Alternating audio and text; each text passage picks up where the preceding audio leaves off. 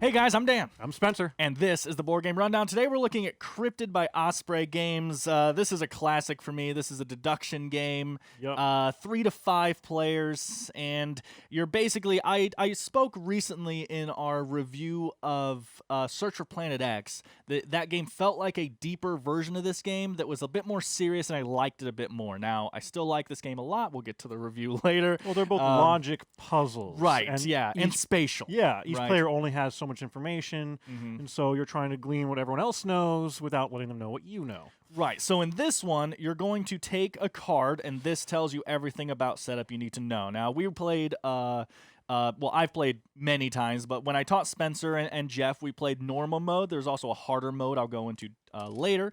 But basically on this side here, which I'll show to the top camera, this shows you how to set up the map. So you'll see it tells you which tile of the 6 tiles goes where, and the little dot tells you where the number on the tile is. So that tells you orientation, because that will help with setup. And then it also has the little pictures on here of all these different structures. Make sure you set this up right, because if you mess anything up, it ruins the game. So that's definitely a negative you could say for this game. And make certain you know how to read. That's important too. And then on the other side, we have all these alpha, beta things, delta, right? epsilon. And depending on player count here, it tells you which books you need and what numbers they need to look at. So if I was playing as alpha this game, I would look at clue 69. Now, obviously, because designers are intelligent, these books are randomized, so my 69 isn't the same as his 69, so you can't just look at my clue, because that would ruin the entire game. But then, once setup is done, the game itself is very easy. We were playing a 3-player game, which is why you see these 3 colors set out here. And if it was my turn, I have 2 different actions that I can take. I can either ask a question, which is I take this pawn, I put it somewhere, and I say, hey, X, you ask a certain person at the table, kind of like how Clue works, right? So I would say, hey, Spencer, can it be there? And if it can be there, according to his logic clue, he puts a disc out. If it can't be there, he puts a cube out. If he puts a cube out, then I have to put a cube out. Basically, the rule to think of there is if you ever force a clue to be put out by asking a question, you have to reciprocate with a cube of yourself. It's a punishment of me saying, okay, well, I learned that, but mine can't be here, right? So that's the first action. The other action is you can just search a location. To do that, I take one of my discs, and I put it anywhere on the board. Now, this has to follow my clue, of course, because I'm putting out a disc, which means it can be there. So let's say that mine could be here. I say, boom, I'm searching that location. It then goes clockwise around, and they each put out a cube or a disc. So if Jeff put a cube out or a disc out, that means, oh, it could be there. And then it goes to Spencer. Now, Spencer put a cube out. That would instantly end my turn, and I would have to, again, reciprocate with a cube of myself as punishment. Now, if Spencer had put a disc out, I would instantly win the game, because there's only one. The whole point of this little design here of all these cards, which you can see all these cards here, on each of these cards, this map and these structures are designed with these specific questions to where there is only one spot on the entire map that fits all 3 clues. So if all 3 discs go out, I instantly win the game with the search action. Yeah, I do not envy the designers who had to come up with how to do that with 3, 4, and 5 players. This is the thing that blows my mind about game design, because as someone who is messing around with designing my own games with Tim and stuff in our spare time, the balancing part is by far the hardest. Yeah. How do you do this? How do you get an Excel document that I'm sure that they have a computer program that lets them figure out which spot, but getting the clues balanced is so difficult.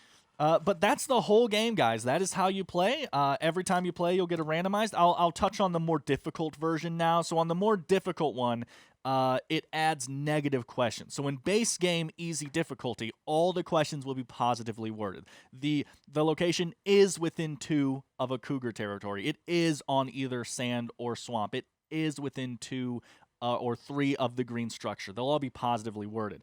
On the negative ones, not only does it add a 4th color of structures to the board for more thinking there, but then also it adds negative questions. So Spencer's clue might be is on swamp or desert, and my question might be isn't within 2 of a cougar territory. And so by mixing positive and negative questions, you're having to not only figure out everyone's clues but also the negative versions of all the clues. It basically adds twice as much that you have to think about when you're solving. You can see all the 5 different colors in the game there. Unfortunately Bob isn't here. Yes. He cannot tell us how he thinks these colors. Right, because Bob is colorblind. I don't know. We do have 2 versions of a bluish kind of color. I would be worried about these 2. This one seems dark enough that it's not going to be confused with them, but I don't know if it'd be confused with this. Correct. But that was me rambling about the actual game. So let's go into components. We usually do that next. Spencer, what do you think about all the components in this game? Well, I love the fact that these cardboard map pieces are relatively thick, and I mean, it's nice art. It's sturdy. They're modular, and obviously you can reorient them in different manners. So you have a lot of different options or possibilities for how this map is going to look. These are wood tokens. They're all wood. Is this a base game? Yes, this is the only version. The game. Yeah. The wood tokens. I always like having wood tokens, and they're pretty good. And the colors seem vibrant and easy to tell. I would not want more than that. It'd be overkill. It would get in the way, right, of such a simple deduction game. You just want to see the white stone, the white hexagon piece, right? The green triangle, the green shack, right? And I like that they made it so that the player pieces are different than the pieces that represent the structures on the board. So that way I can look down there and be like, dark blue. Is he within a dark blue? Instead of looking at the light blue ones. I think the components are pretty good. The cards seem decent. Right, and they just sit They're there. Informative. And they barely need shuffled. So there is an instruction book, but I don't know that you really need it. I mean, I literally, when I was teaching the game, I opened it up to word the 2 actions you can take on your turn the proper way they word it in the rulebook so that while teaching it, they understand. But honestly, other than that, it wasn't opened. I mean, the back of every one of the little player guidebooks has cheat sheet. Mm-hmm. That's all I would need to figure out the game. This is amazing. This is one of the best player aids ever, and part of that is because it's such a simple game.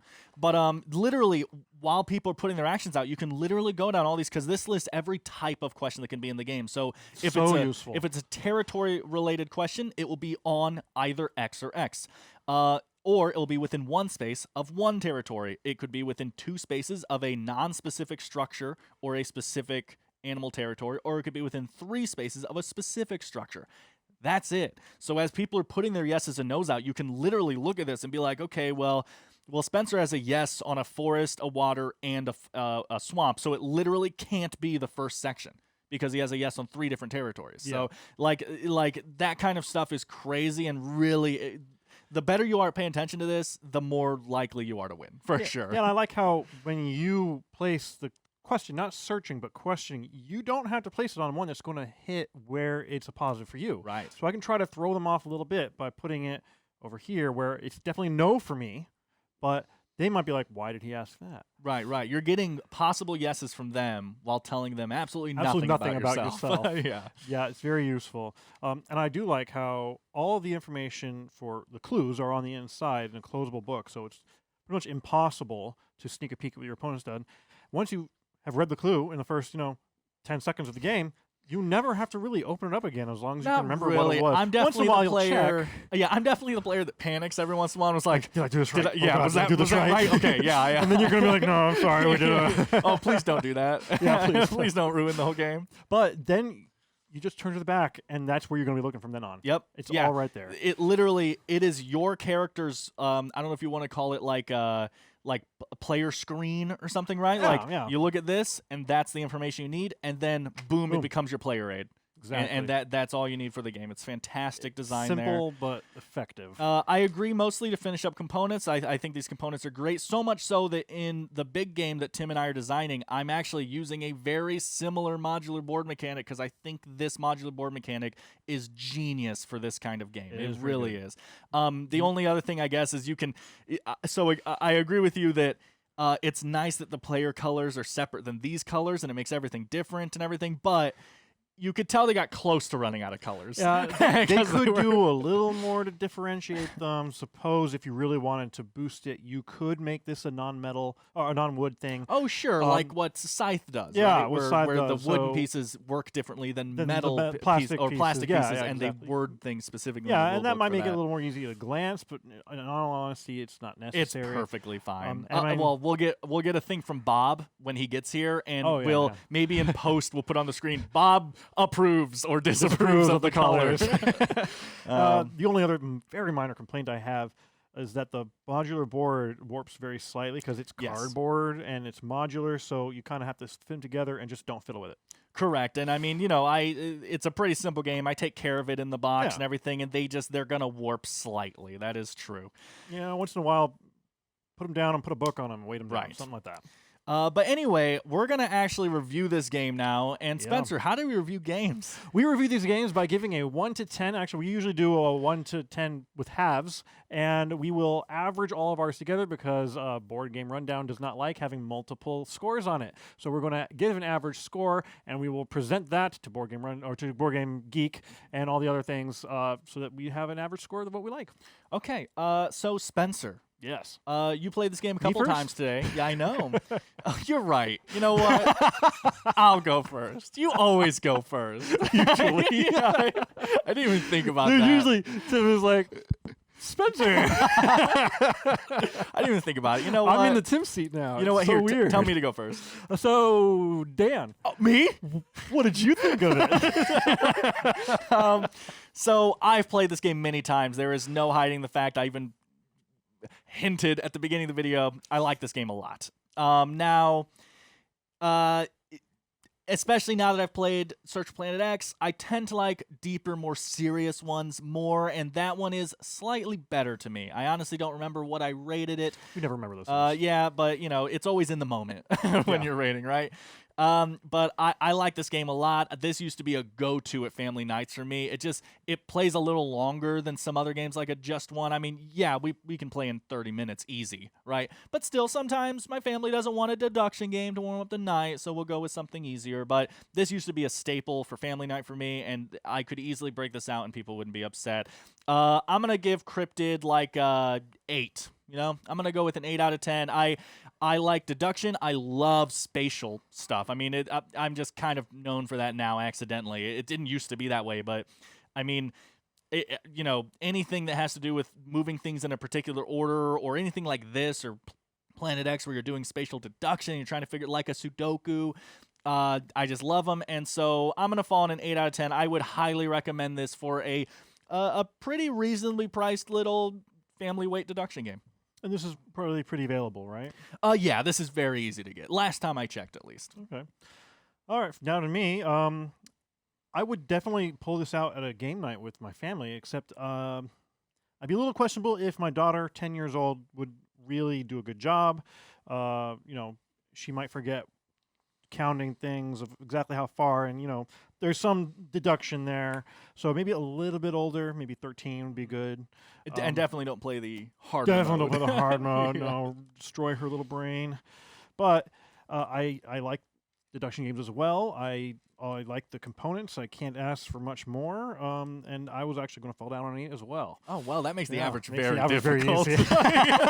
Oh, that's what I meant. I mean, difficult, right? So we don't even have to do the math there. That's Yeah, an 8. So 8. Yeah, we'll give it an 8 out of 10, and I might. Thanks, Bob. Or thanks, Jeff. I'm so used to going thanks, Bob, as like that stereotypical sports guy voice. Anyway, yes, we've fallen an 8 here. We clearly both liked it. We'll try to on the next rundown we upload. We'll get a quick thought from Bob and Tim if they've played it by then, because I know Tim still hasn't played it. Oh. Yeah, anyway, the last thing I wanted to say, not important at all, but technically these books do match the player colors, so whoever that's gets good. Alpha should play red. That's a and good stuff. point. I didn't notice that. But Yeah. I never follow that rule because who cares? Just take the color you like and then take whatever book is handed to you, and no, it doesn't matter. No one is like, oh, Dan's the red book? Okay, so the red pieces are Dan's. It's not that hard. I'm not looking at that side of this thing. Yeah, it's not that hard. But anyway, This has been Cryptid from Osprey Games. We seem to enjoy it quite a bit, and we recommend it. So I've been Dan. I've been Spencer. This was the Board Game Rundown. Thanks for watching, guys. We'll see you next time. Thanks for checking out the Board Game Rundown. If you like what you saw, like, comment, and subscribe to our channel. Share our videos on social media and spread the word. We publish new content weekly, including reviews, unboxing, and Let's Plays. And as always, thanks for watching.